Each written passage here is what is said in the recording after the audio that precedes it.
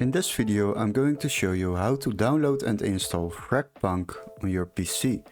So if you buy games at Steam it can be really expensive, especially the latest ones. Plus downloading from random websites can lead to viruses and nobody wants that. But don't worry, in this video I will show you how to find great games without overspending and keeping your PC safe. Before we start I would like to ask you to subscribe and like the video. That will help to grow our channel.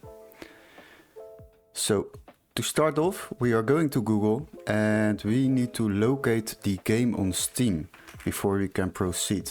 So go to Steam and once you have opened Steam then search for FragPunk. As you can see, this game is completely free on Steam. So what you can do is log into your Steam account and basically just add it to your library, download it, and you can play it for free. And that is how you download and install FragPunk on your PC.